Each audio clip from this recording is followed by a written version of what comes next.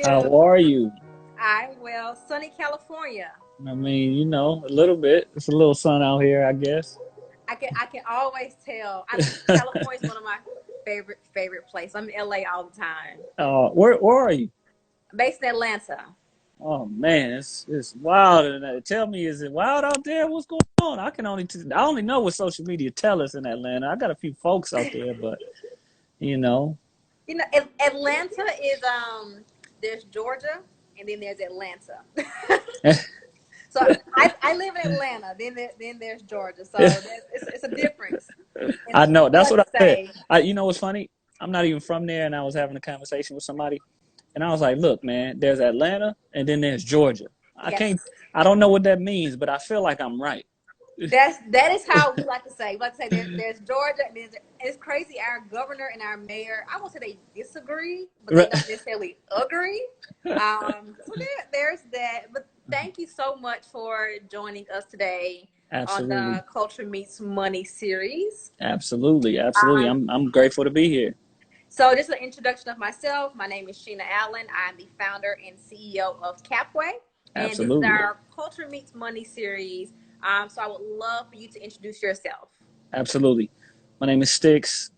Some people know me as Stix. Born and raised in Watts, California.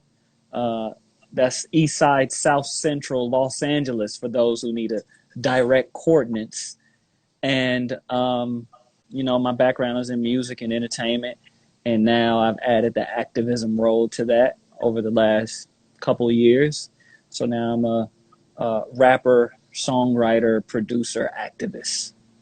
Okay. So respectfully, should I call you Brandon or should I call you Stix? Brandon is my it's the name that I sign off on when I'm signing checks off to the employees. That's the name. Okay, so we're gonna go because of this type of conversation. We're gonna go with Brandon. Okay. Cool. It's a first. All right, so I definitely, the minute that we did this, and Nyla, who does a lot of our booking, of course, she sent me like the information, and I was like, this is like beyond dope. You see a lot of rappers getting into like, I guess, like more activism, but particularly because of where you're from, I think it's so huge. So I, would love to get like just a really quick information, like your background, where you grew up, what it meant to you, why it made you think and become who you are. Absolutely. Well, growing up in Watts, you grow up with a level of adversity. You grow up with certain challenges, and things that push you. Forgive me for the background noise. I needed to sit outside. I got my kids just running crazy all in the house. So this is the best thing. So you grow up with certain challenges and adversity that either pull you or push you this way or that way. And what I mean by when I say this way or that way is either left or you go right. You have a choice to either fall victim to the oppression and do what they expect you to do, or you can rise above, excel beyond what they say you should be doing. And for me, I just chose the side of to make something of what I'm up against. There's a lot of corners you can turn and make the wrong decision, and there's a lot of influence that leads you to make the wrong decision. But everything has there's duality in everything. You can either choose to go this way or that way, like I said. So I just chose to go the other way and to try something different other than what all people who I grew up with, some of the choices they made. I just wanted to do things differently. So at what age did you kind of step out and say, hey, I'm going to do like my rapper thing, I'm going to do my music thing? Like at what age did you kind of really like just dive deep into it? So I did the rapper thing. That's funny. So everything started off in the dance world at first. I was actually in the crump world. I'm one of the founders of the crump dancing movement. Wow. And which started, my group actually started in Watts, and we built that right in Compton.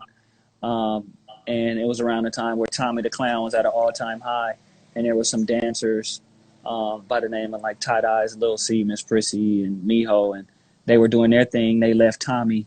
I ended up bringing them into my group, which was called the Cartoons, and that was like my first taste of entertainment on a large scale. Like from that, it grew into the movie, what we know is called Rise. And that made it to theaters, which has a whole nother story, but we'll get into that a different day. Um, and that was like my first taste of entertainment. So one thing led to another in regards to the dance world. It was a lot of, we were young, we kind of didn't know what we were getting into. We didn't really understand the business, and I was just now getting into business. And so we got taken advantage of during that process. And so I kind of lost the love for the dance world. And I was like, I don't want to do this anymore. It's just not fun. And um, right around the tail end of me falling out of the dance world, I started rapping because there was an artist named Bad Luck. He's from Watts, who his name is Good Luck now. Shouts to him. And he used to pull up on the street playing his mixtapes. I was like, yo, I want to do that. And he was like, yo, just do it. And he taught me how to count bars and stuff. And next thing you know, I just started rapping from there. And that's how it started. Nice. I always said in my past life, I was a rapper, but it doesn't work out too well for me when I get in the studio with friends at all. I'm, I mean, Atlanta got the sauce. So, you know what I'm saying? You probably got it and don't even know it. No, I've been to the studio and I've tried it. It's just, it wasn't in the cards for me, but I tried it. But so the thing that stood out for me in reading your story was the foundation that, Right. that you've done. So I got to see like on your Instagram, like, you know, you did like the video of, you know, seeing I guess the very start. It's like nothing in there. It's like construction is just in. How far are you guys now? Well, we're actually, you know, it's under construction. Today, actually, we were at the site and I was getting some renders because I'm putting together a AR, VR, fully immersive room in there. So we're capturing what it's going to look like when it's actually done so we can send it to all our partners and potential sponsors and things like that. So we're going to have a full-on VR, AR room, and we're developing like some technology now that's going to revolutionize the education system as well. And so we're kind of building all of these additional components that's going to go within. Construction starts like it's under construction now. So hopefully in the next couple months we can open doors and it'll be accessible for everybody in the Watts community and, you know, people outside of the community as well. Yeah, so in that you mentioned, of course, tech. So you talked about VR, coding. I saw you Absolutely. doing coding classes. But Absolutely. financial literacy was also another major component. Big. Tell me, why was that important for you? Because I've been broke my whole life until I figured out how to manage my money. You know, you grow up in the hood and you don't, you know, your parents say, hey man, save your money, but they don't know how to save. They never teach you how. They just know based on what they was taught. It's like save your money, save your money. But there's so many different verticals. There's so many different ways to save. There's so much information and education behind how to properly save. Not to mention compound interest, investment accounts, et cetera, et cetera. I didn't know nothing about life insurance policies. I didn't know nothing about Roth IRAs or traditional IRA. I didn't know nothing about none of that stuff, man. And being in the music business, I was fortunate to make, you know, some change here and there, but I would run through it because I didn't know what to do with my money. And so financial literacy became a big thing for me because if I have that story growing up there, and I've actually been exposed to a lot. Imagine people who haven't really been exposed and they live in paycheck to paycheck. They don't even understand why they're living paycheck to paycheck. But there's a way. I don't care if you're making minimum wage. There's a way that you can create some type of cushion for yourself if you manage your money properly. And that's the first step of financial freedom is money management. Credit, stocks, investments, savings, all of that is like, obviously those are a part of the conversation, but you have to learn how to manage what you have first before you can even do anything with it. Yes. Okay. Yes. So I never like to make assumptions, especially when I haven't been somewhere. Right. I've heard of Watts. I've read the stories. You know, Tyree talks. So I mean, I know, but I have not personally myself been there. What is it like from a financial accessible point of being in why. So like I'll say for myself, I'm from Mississippi. There's for every one bank, there's going to be 4 check cashing and payday lenders. Absolutely. So what is it like having is there proper access and opportunity to financial services where you're from? Interesting enough, I had this conversation today with someone, and I was like, are there any resources in regards to this? And everybody always quick to say, yeah, especially if they're part of an agency or something that works within the city. Of course we got resources, but people don't use it. And I was like, well, number one, probably because they don't know about it, or because you ain't really giving them nothing. What are you actually doing? What kind of services are you actually offering? But to go to what you're saying and then bounce back to answering the question is, every corner is a Nix cash, check cashing, or payday loan, or turn in your paycheck, advance on your paycheck, or and then you see the traditional Bank of America. You know what I mean? But who's really offering services on how to properly manage your money? Who's offering small business credit lines or small business loans, or even knows what the hell that is? You know what I mean? Who even know? I know people right now in the hood who never seen the 3 letters SBA together in their life. Yep. You know what I mean? So it's like, that's why I'm big on coming back to the neighborhood, creating this center that offers these type of resources, because if you can provide individuals with the education, they can save themselves. Yep. I don't care where you are in the world. If you have the education, then you can save yourself based on what you receive. Obviously, it's deeper than that, because, I mean, I can teach you what to do with your money, but if you're not making no money, you can't do shit. Excuse my language, but I just like to keep it candid. You know what I mean? So that's why it's wrapped around creating and pushing for economic development. So within this center, let me use this as an example. We have the coding portion, right? Mm-hmm.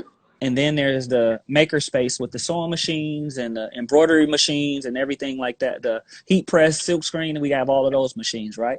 But right in the corner, there's the financial literacy and entrepreneurship corner. The reason why all of this is so important, and why I wanted to put all of this together with the coding and everything, because number one, when you finish the coding program, we put you in a pipeline for an automatic hire for a career. You can't, coming from the hood, you will never be able to be financially free if you have a job. Now, hear me what I mean when I say a job. A job is working at Little Caesars, working at Jack in the Box. I mean, obviously, there's people who excel to a manager role who can actually make some good money, so salute to them. But I'm talking about those people who's only working 2-3 years at a time, bouncing from fast food to small wage paying jobs. You need an actual career or a business to actually generate some income. You know what I mean? So the goal with this center is I'm putting them in a position to take these classes. Then they get put into a pipeline to get a career with like a Google or a SpaceX or something like that. Mm-hmm. Now, what we're doing with this is I'm pulling a group out of the coders in this and creating a subgroup, which we will be developing code that enhance POS systems and that work on AR and VR systems. That way I can license this technology and license this API backend language software to local businesses, small businesses, big businesses, and the people in this group that are from Watts will receive royalty and they will receive payment. Now I'm creating generational wealth. Yep. Now, with the makerspace, remember I talked about you can make your own clothes and stuff. You finish making your clothes, I'm gonna send you right over there to the corner so we can file your paper with your articles of corporation, and you can start you a small business. Remember, you from Watts, you from the mud, but and we gonna file that for you for $35. Shit, I might even pay for it the first 3,000 people who start a business from the hood. $35, we not charging what the lawyers trying to charge you $2,300 and $3,500 to start a business. No, we gonna charge you how much it costs to file. Yep. You know what I mean? Yep. No idea. People have no idea that it doesn't cost anything to file. Yep. You know what I mean? So I want to stick there really quickly because I know especially with running Capway and running a Black-owned bank.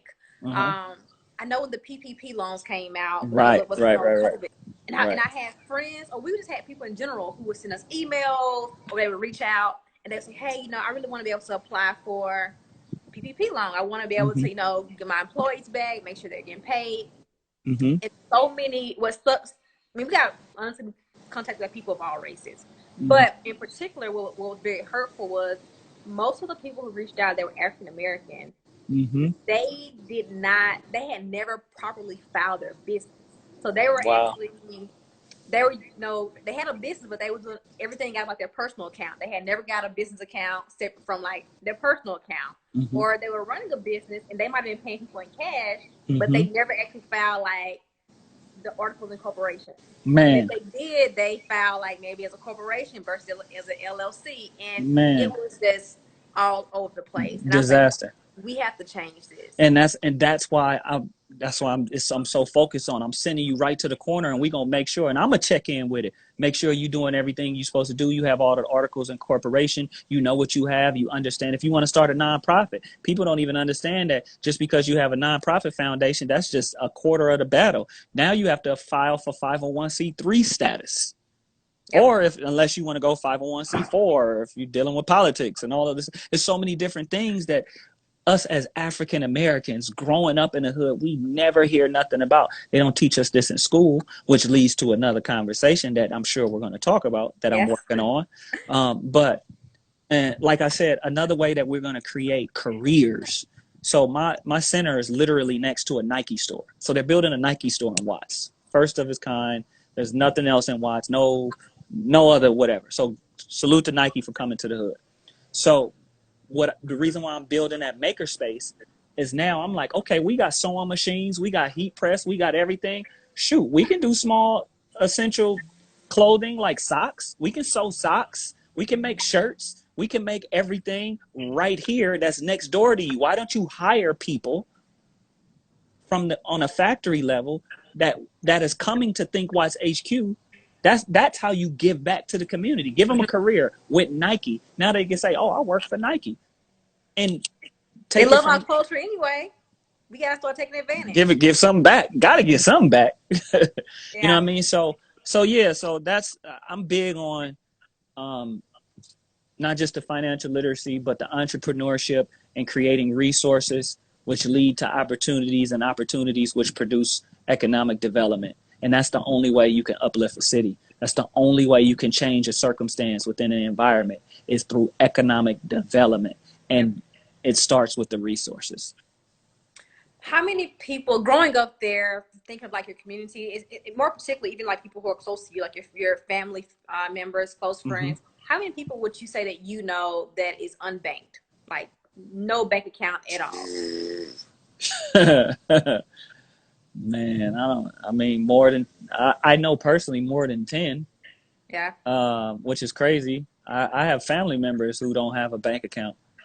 The craziest thing when I was starting Capway, and we're a for-profit, we're this financial technology company, and I remember pitching this company to have high rolling investors, and I'll never forget, I went into a pitch trying to raise money, trying to get investment, and I spoke of how many people in America was unbanked and underbanked. And I literally had an investor ask me, he said, well, there's no way that in today's time, people in America don't have a bank account. Like, you can't survive in America without a bank account. And it took me giving him as many facts, and Googling, giving him, and it still was hard for him to believe that in 2000, at the time was 2019, people didn't have bank accounts. And I think what's really interesting with when COVID hit and they started sending stimulus checks out. And I remember the government, making all these announcements, and they were saying, well, we didn't realize that so many people in America didn't have access to financial services. And it's like for so long, even now, I mean, like, that's why I said that I love and respect the work that you're doing, because people completely overlook the world that you and I know of. Right, man. Like, we don't exist. Man, listen, I was sitting in a meeting with a big bank, and they told me that a financial literacy program would not work in Watts because the people in the community don't want the information. They told me that in my face. And I said, "Oh, so you are telling me that the people enjoy being broke." It's basically what you're saying. You're telling me that the people don't want access to information that will only create financial freedom, is what you're telling me. It's interesting to piggyback off what you're saying, that that's a reality, especially when it comes to our community. Yes. Which is why I fight so hard, not just for the community from which I grew up in, but our community in regards to the culture, our background, you know. And it's years of conditioning. I mean, we see what's going on in today's time. We're no stranger to what's happening in the news, and it's all over social media. It's just we have to start protecting ourselves. Yes. We have to start doing more. There needs to be more conversation about the Go Cap ways and the Think Wise foundations, and people need to know that the faces behind these glorious creations look like them. Yep. You know, and I think I don't like to speak of hope, because hope is like a drug to me. You know, hope only lasts for so long, and then it dwindles when there's no action behind it. But results is everything. You have results. It's an incredible thing what you're doing. I don't even know anybody else who's doing what you're doing. Like African American. Not only that, you're stacked. There's so many odds, and you have so much weight stacked against you by being an African American woman. Yep. In America. That's already phenomenal. So I salute, and whoever is watching in the comments, like, please hit the like button and the claps, like do something, because that right there is phenomenal. So I salute you for that. But people are just really dumb on our community, what we need, and what it takes for us to succeed. Yeah, I mean, I'm curious to know. You're clearly wise. There's no question about it. Thank you. I'm curious to know, though, now that you have seen a different world and you know different for yourself, and clearly you're trying to do for your community, what conversations do you have with your kids? That's funny. As much as we can. We have a son. Me and my wife have a son that's 15 years old. So he's pretty much in a place where he can understand a little bit better than our daughter, she's 6, and then we have a 1-year-old who just turned 1. So with our son, we've tried multiple things. He actually attended the financial literacy course that I did in Watts. We had like 160 people. We did it for like 6 weeks straight in the hood. And he actually began to understand what money management is. And we actually did an exercise where he has this thing about a Lamborghini or something that he wants. Dream car. All right. So, and he plays basketball. So we did an exercise a while back where I was like, let's say you got you a $2 million contract. I want you to break down where your money is going, what you're going to do with your money. I mean, get what you want, but let me see how you break it down. And based on what he learned in the classroom, he actually put it together, and it made it make sense. And he had his savings account with had a compound interest account. He had his stash stock app that he invests in stocks, and then he had his Lamborghini, and you know what I'm saying? You know what I mean? He made it make sense. So that right there was incredible. And as of right now, what we do is he loves to play Fortnite. He loves to play games. Right. So he likes to buy, they're called V-Bucks, right? And so that allows you to purchase the skins and blah, blah, blah. So we told him, if you want to buy anything on Fortnite, you have to give us 4 times the amount that you want to spend, and you have to invest that in Epic Games. I like that. I'm doing it for my nephew. Thank you. I like that. No problem. So it's I look at it like this, and I developed this. Me and my wife talk about this kind of stuff all the time. It's like we spend money on all of these different things. Why not own what we consume? I mean, if I'm banking at Bank of America, I might as well own some stock in Bank of America, and just teach those kind of habits. So we always try to have these conversations with our son, try to teach them the importance of money, how money, you can't just look at it as it just comes and you just spend it.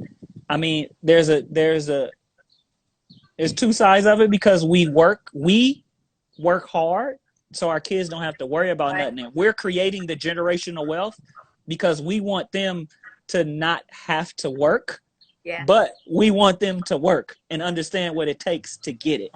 So it's kind of like, but in the end, I'm sure with the right direction and guidance and education, as long as they're equipped with the knowledge and they understand at least a basic principle of, okay, money management, okay, what's credit, how can I save my money, what type of vehicles do I need to put my money in?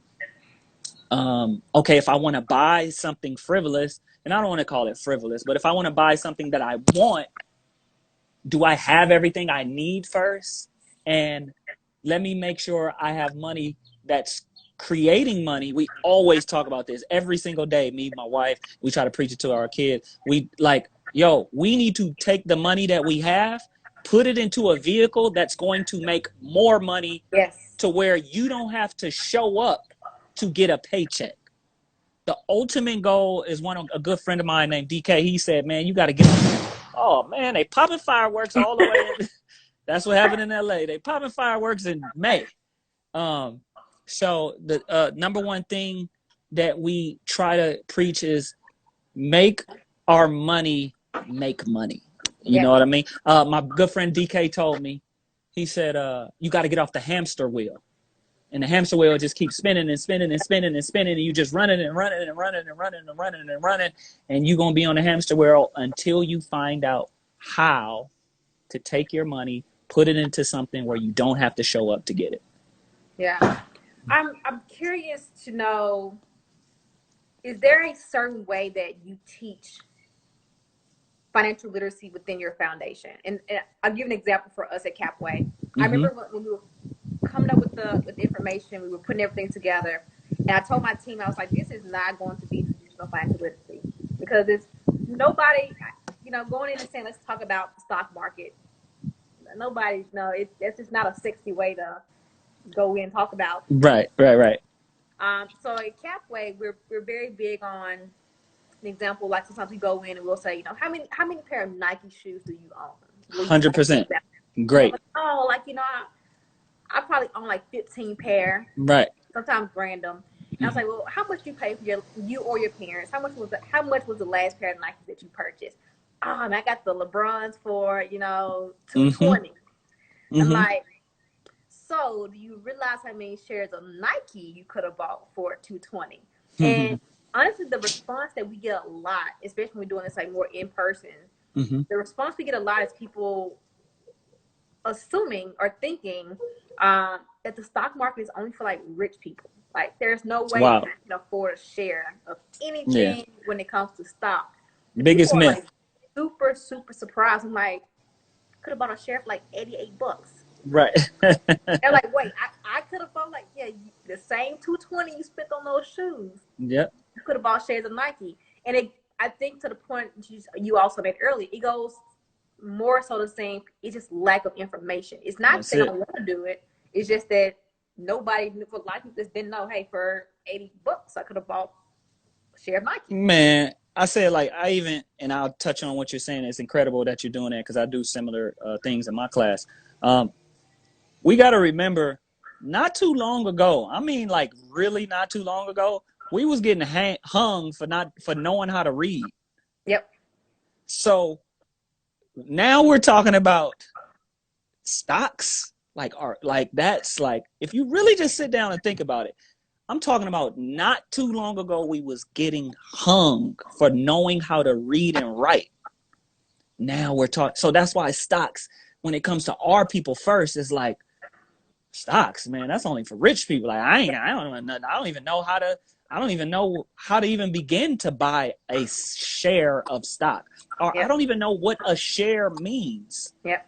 You know, it's funny. It was in a rap that I did, and I said, it's the first thing you learn when you're young. Listen here, when it comes to big money, all you got to do is share. Like the first thing when you growing up as a kid, they teach you to share. Yep. But it's interesting that shares is how you create the wealth. Well, yep. You know what I mean? So, for me, it's great that you teach it that way, because in our class, we try to use real life examples, right? So, predominantly, we're talking to the Black and brown community that is in my class. So I talk about the stuff that they're interested in. A lot of times, it's more high school kids than anything that be in the class. So I say, okay, how much your allowance? I just start off as simple as that. What's your allowance for the week or for the month? Oh, I get $100. I'm like, all right, so what you do with that $100? And they like, I go to the 7-Eleven. I go to In-N-Out like 6 times and different things like that. And I go, okay. Well, let's calculate all the money that you spend. How much do you end up at the end of the month? They were like, I'll be broke.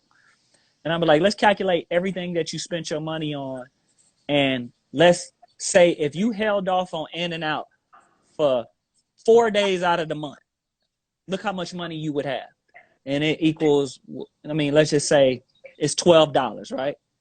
Shoot, Sprint share costs $8. Yep. I'm like, what kind of phone you got? Who you paying every month? Oh, I pay Sprint. Dog, you can own a piece of Sprint and call yourself an owner of Sprint with the money that you was paying for, that you was giving to In-N-Out. And in time, that little $8, you keep adding that. Let's say you do that every month for an entire school year. Dog, you're on the first stage of creating generational wealth. Yep. And you got a portfolio. Now you got a stock portfolio in high school. Yep. Just from saving the money you spending on In-N-Out. I read a book recently. Well, maybe like 6 months ago. Mm-hmm. The book was called The Color of Money. I need to check that out. In the book, she speaks it, piggybacking off what you mentioned. In the book, she says, people of color have yet to fully grasp of how to go from being an asset to owning an asset. Man. And she breaks down how, you know, as Black men, like literally as Black men, white men took you all into, you know, a bank and said, pretty much like, well, they didn't physically take you in, but like, you know, I got these 4 men, these Black men, they're strong, they're big, like, you know, they can do, like, literally, you were an asset. Yeah, like, man. money off of you.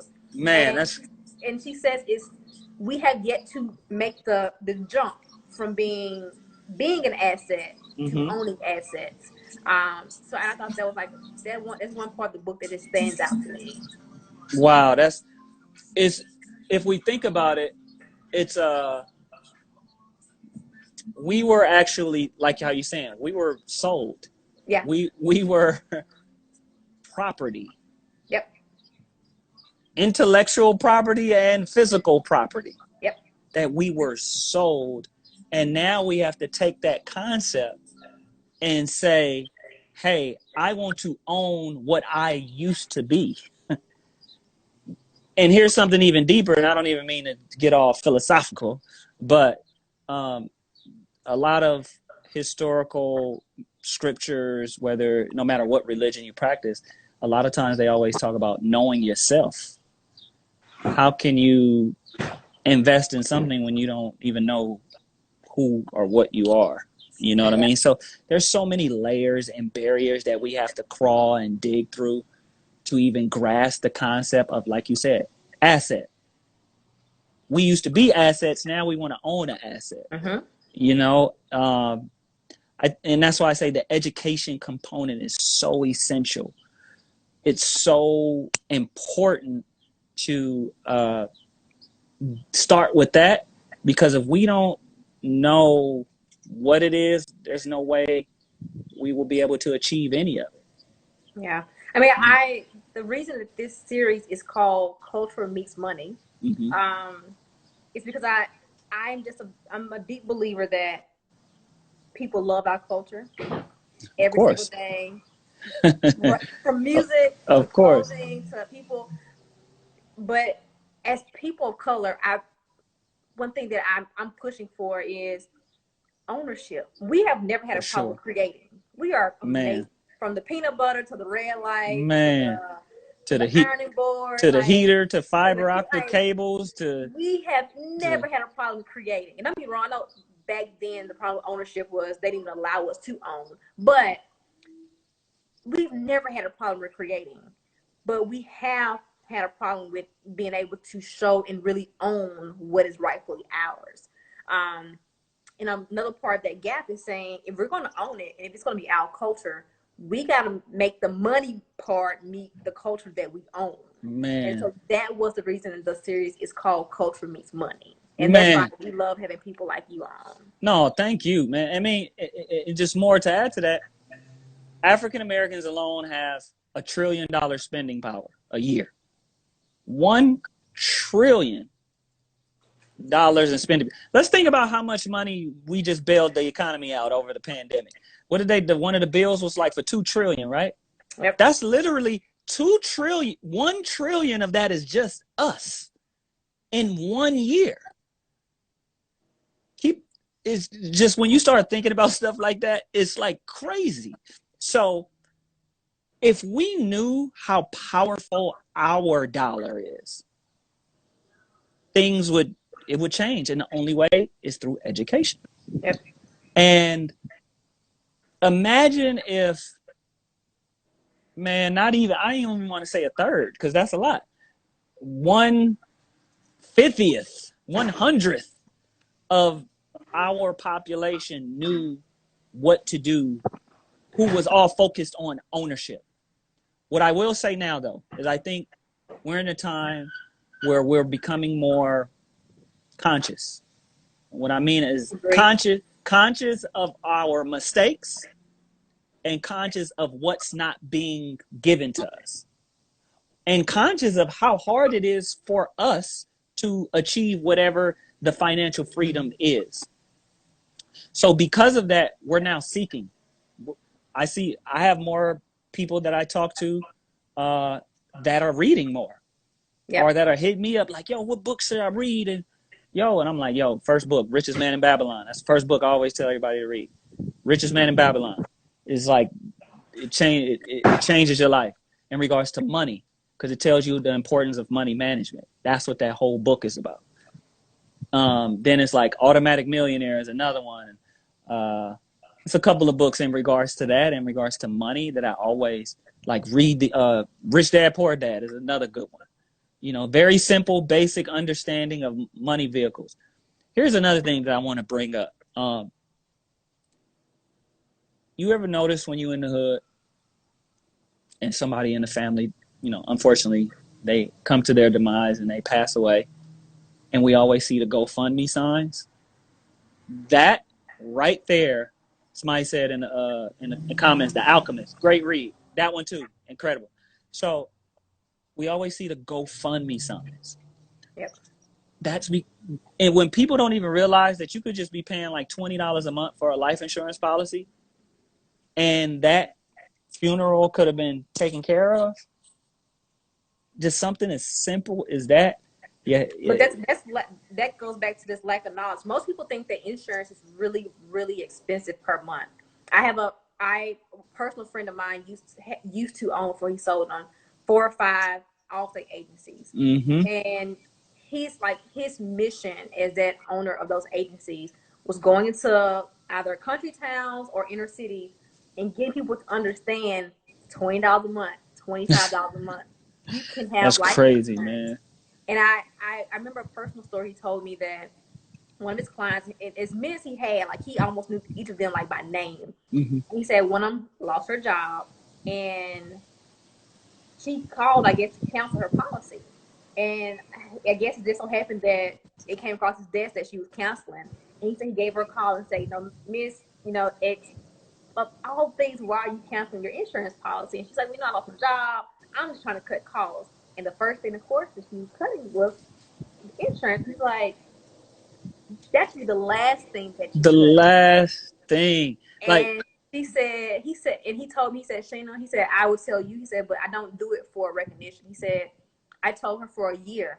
He said, it was like $35. He's like, for a year, I told her I'll pay it. man, come on, man, $35 to save you. Come on, man. And then if you got the right policy, whether obviously there's a different one. There's a universal. There's term, which is term T for terrible, but it's still something.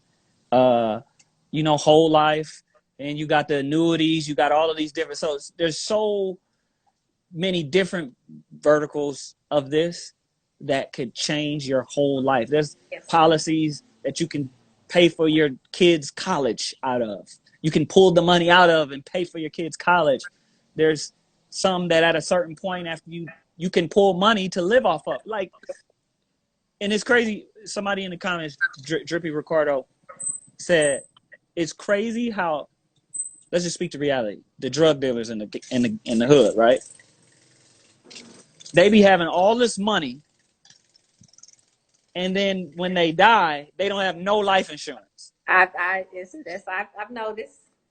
That is so crazy to me, but that goes to show you we could have all the money in the world, but that's why we're consistently laughed at, because not all of us. It's some people who actually got the game and the knowledge and they're applying it. Shouts to the ones who have, but the majority is what we're speaking of. They can have all the money in the world and then have nothing to show for it when they're gone, to give to whoever their children are or their family are, because they didn't do what they were supposed to do with their money. Yep. So yeah, we have one of the categories of Capway is we talk emotion and we talk lifestyle, and I speak on that as someone who lives in Atlanta. I'm from Mississippi, so I'm from a really country small town. And when I started my first tech company, I actually moved to Silicon Valley. So okay. I got a chance to know what it was like being around, the billionaires who, and the thing that shocked me was they had billions of dollars, or at least a lot of millions, and they drove like a Prius, and they drove like a Camry, or if they drove a BMW, it was like a 3 Series. It wasn't like the 7 Series. And recently, about a year ago, I brought the company to Atlanta, and a lot of my friends are like, well, how you like Atlanta? You back in the Black City, and I love my people. This is why I do what I do. I love my people. And I said, but it's so different because you meet someone who maybe makes 6 figures and they drive a G-Wagon. But right. I was around people who was making, their bank account is like $500 million, and they drove a Camry. But I think a lot of it's mindset, it's emotion. Yeah. But it's so much deeper than that, and it's for hard. Sure. And my granny used to always say, it's hard to blame people for something that they don't know. Man, shouts to Granny.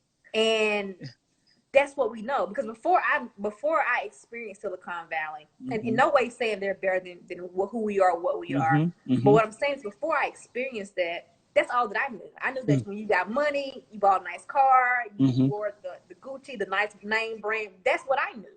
That's what we know. I saw their world, and I was like, they right. And treat money way different than right. how we think and treat money. Right, and it's same with you. Like, I know a few individuals who have a certain level of income who drive Priuses, right? Who drive Camrys and Fords and stuff like that, right? I mean, still rightfully so. They got the Lamborghini in the garage, but yep, the Sunday car, right? But they drive this normal car to all of their meetings, everywhere they go. They're in this car, and their income level is at a certain level.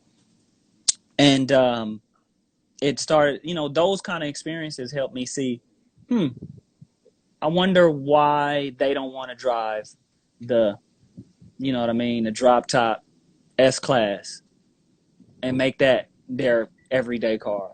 It made me question. Now, we as a culture, and I'm sure it's probably rooted out.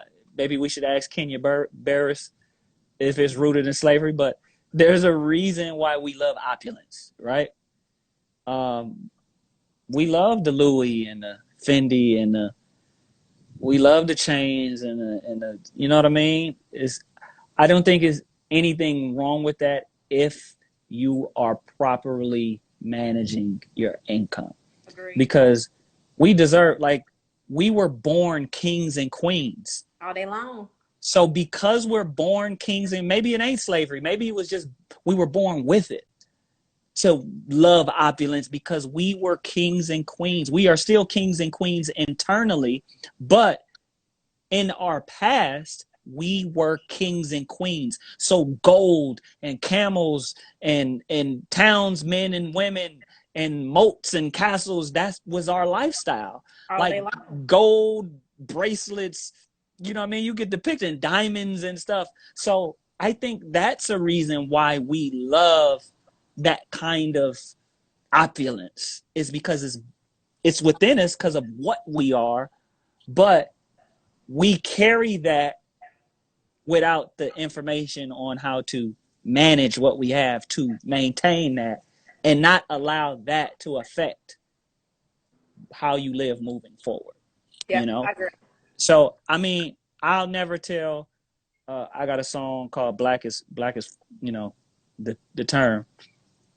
And I said, I ain't got, what he say? I ain't got no money for my rent.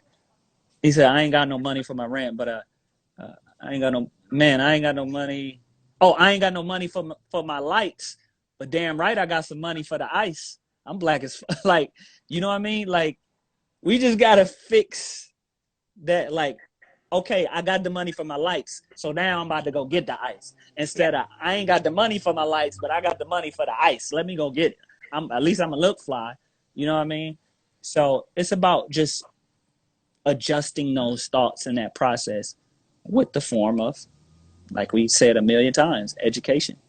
Yep. You know? Yeah, we are without question kings and queens, and we deserve, right. after everything we've been through, we deserve, what's rightfully ours. I wanna end this with one.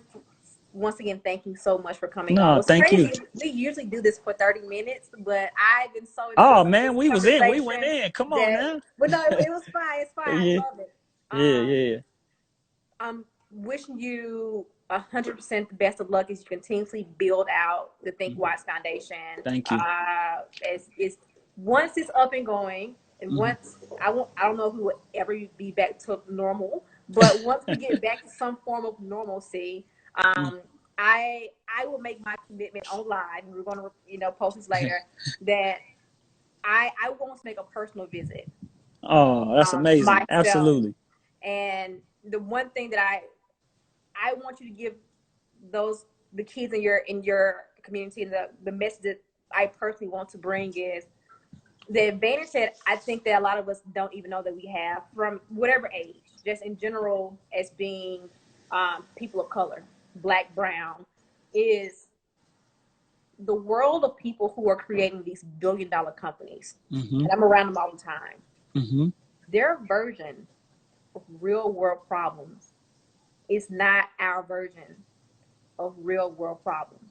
Their version of real world problems, like, how do I get this car to drive by itself? Or how do I make this drone so they can drop a package off at your door within 12 hours? That's great. I order from Amazon. I appreciate it. However, my problem is that there's a whole neighborhood over there that's a food desert. There's nowhere for them to eat. There's banking deserts where people have to drive 30 minutes to a bank, or they got to go to the check cashing place. Absolutely. There's places where, like, the only place you can go is to a small emergency room. People are dying because they can't afford help. Right. those are real world problems that I know that we see all the time. And so what I try to put out there into the universe, I'm really big on like manifesting and pushing. Please. That's the opportunity that we have. Nobody can take that from us. And I guarantee no matter how much money they have, they can't create what we can create because they don't know the problems that we have. They're never going to understand it. They will never understand it. Never. So what those kids that you're bringing to that community and giving them the resources for the coding and the VR and the 3D printing and the financial literacy and creating the companies, they have an opportunity that no one can take from them because they have something in them that nobody else has. So I personally, from me to you, thank you. And I definitely want to make sure they know that. Man, thank you so much. I first and foremost, I appreciate you allowing me to come and have the conversation with you. I'm a big fan of your platform. You can ask, how do you pronounce her name? Nyla. You can ask Nyla. The first time she emailed me, I was like, I want in. How can I be a part of this? Let me know what I need to do. Like, y'all got shares? Is it private investment? Like, I'm a big fan because we have parallel trajectories, and we're aligned with the same purpose and focus. But anything I can do to support you, anything I can do to raise more awareness, or like whenever you want to do something in LA, I would love to collaborate, and we could do whatever that is. Let's do it because more people need to see what you do, see what you've created, and so they can see that I too can do something like this. And I'll tell you what's even more of a, I guess, anomaly. African American woman in finance. There's not a lot of people, but not only just in finance, but owning a company in finance. I'm talking about debit cards. I'm talking about credit. I'm talking about like you can do everything. You have the backing and the support to offer all of this, and you're offering free information. So individuals, whether they're black, brown, it don't matter, just need to see that in general, that somebody that is a quote unquote minority, whatever that is, but we understand what I'm saying for the sake of conversation, can execute and achieve something of this nature. And that needs to be, expound upon. And so lastly, for everybody who came in or came out or just watching, and I just want everybody to know, just the information is out there, man.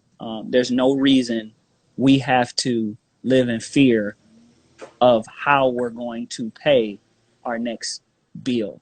Or number one, out the gate, decrease spending, increase income. That is the number one rule of money management. One-on-one. You got to figure out how to decrease. If you going to Starbucks every single day, take 2 days out of Starbucks. It won't kill you. It only going to help you. And I'm going to say this too, man. You said something that was very important and powerful to me that I want to, when you said our problems is not their problems and their problems is different from our problems. And you know what's crazy? We actually have a gift because we can endure more than anyone. Yes. The resilience and the want and ambition to even keep breathing in America after all of this BS that's going on in the world. In the same damn month, pandemic, Ahmad, man, it's insane, but we still want to keep living. Yep. We still want to keep pushing. I know I just got a story 2 days ago about an individual who's not like us, owned a huge company, and it was a cannabis company, right? Worth $60 million. He made one bad business decision and he lost $44 million in 1 day. Right? He also made a mistake to where his income, he was getting sued or something else in the same time frame. This human being took his life, grown man, not one of us, took his life with $2 million liquid in the bank. So I want people to also know, just because you got money, that don't mean you happy. Yes. And don't let anyone else dictate what your success is. You have to create what success is for you. Don't base your success on what anybody else is doing. Don't say because Jay-Z and Beyonce got 500 mil from doing this that you have to do the same. Jay-Z and Beyonce's path is Jay-Z and Beyonce's path. They did it, and those are kings and queens who have achieved a masterful amount of success based on what they wanted to achieve. Robert Smith, in a whole nother world that ain't even entertainment, Black African American billionaire. From literally taking individuals, creating code, enhancing, licensing technology and software, and then selling it. He's a billionaire from that. So there's so many different ways. So as individuals, we have to create our own success that we measure, not based on what anybody else is doing, but if you got your own crib, or if you living in an apartment and you debt free, or maybe you ain't debt free, but you got a nice little car and you got a wife or a husband and a husband, whatever it is, and you got a dog and a picket fence, that could be success for you if that's all you wanted. But make sure you just don't compare yourself or don't chase after anyone else's success, but only chase after your own success. That's the last thing I want to say. Leave us with something great, but since you did that without me asking, I appreciate it. We will definitely make sure we quote that. Come on now. With Capway. But yeah, this has been amazing. I look forward to visiting Watts. I look forward to visiting the foundation. I look forward to meeting what you have helped create. Thank you so much. I look even more forward to helping bring value to that. I honestly, genuinely mean that. Oh, thank you so much. I appreciate it. Appreciate it. That, even once this is over, you have my contact. Whatever you need, I got you. People put a lot of weight on. From what I know, which I don't know is true or not, people have put a lot of weight on the fact of Capway is, from what we know of, the only Black-owned mobile bank. Man, I don't know what else exists. But Somebody, if it is, if it isn't, my goal is not to make it a PR scene. My goal is to bring value so that I know something that not everybody else knows, and that happens also with the help of people like you. So thank you so much. No, congrats to you, and thank you for what you do. And let's keep it going from here. This won't be the last time they see both of us. Well, thank you so much, everybody that tuned in. People came in and out throughout the time. Thank you so much, everybody that tuned in. Once again, Brandon, thank you. Respectfully, thank you so much. And that's it. Thank you, guys. Peace. Bye-bye.